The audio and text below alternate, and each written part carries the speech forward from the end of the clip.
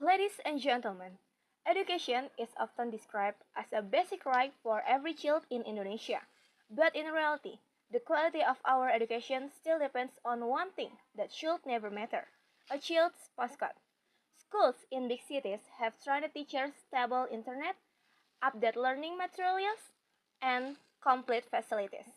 Meanwhile, many schools in rural areas and remote regions struggle with broken classrooms, shortages of teachers, and very limited learning resources.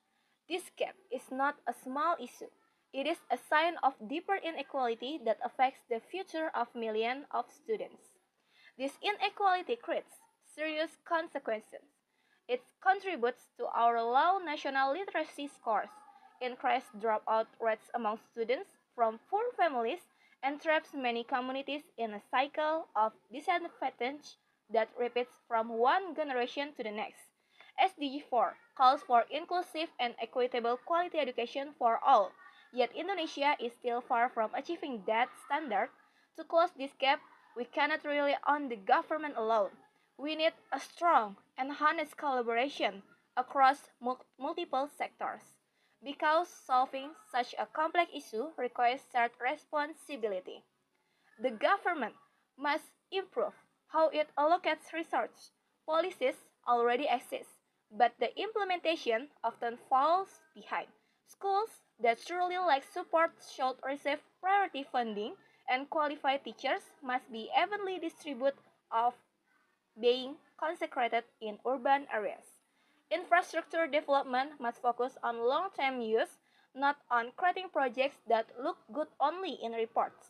If policies remain only on paper, the gap in educational quality will continue to grow. The business sector also needs to rethink its involvement.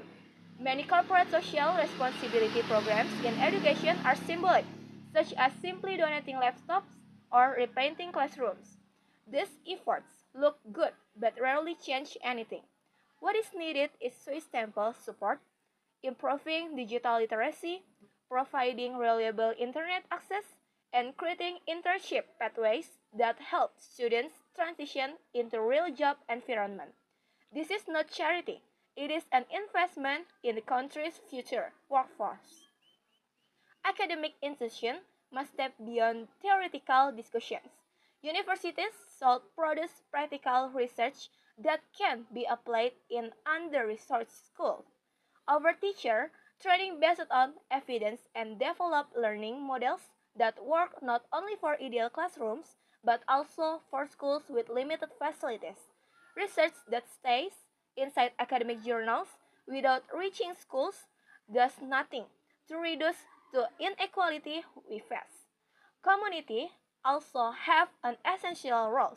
Parents and local groups can strengthen learning by building reading habits at home, volunteering in literacy programs, and monitoring how school funds are used. Without community participation, schools stand alone and lose the social support needed to function effectively. Education is not only built in classrooms, it is also shaped by the environment around the child. The media must help change the narrative. Instead of focusing only on top performing schools, media outlets should highlight the challenge faced by neglected schools and bring public attention to regions that are often ignored. By raising awareness, showcasing successful local initiatives, and holding policymakers accountable, the media can influence how society understands and respond to educational inequality. Ladies and gentlemen, quality education is not a privilege for the few. It is a responsibility we share together. If we ignore the inequality in our school system, we are accepting a future where many children will never reach their full potential simply because they were born in the wrong place. SDG 4 is not just a global target, it is a moral obligation, and we fail to fulfill it, every other development goal will remain out of reach. My name is Clarissa Taskia Rahma from Universitas Negeri Jakarta, and I believe that addressing educational inequality is one of the most urgent responsibilities of our generation. Thank you.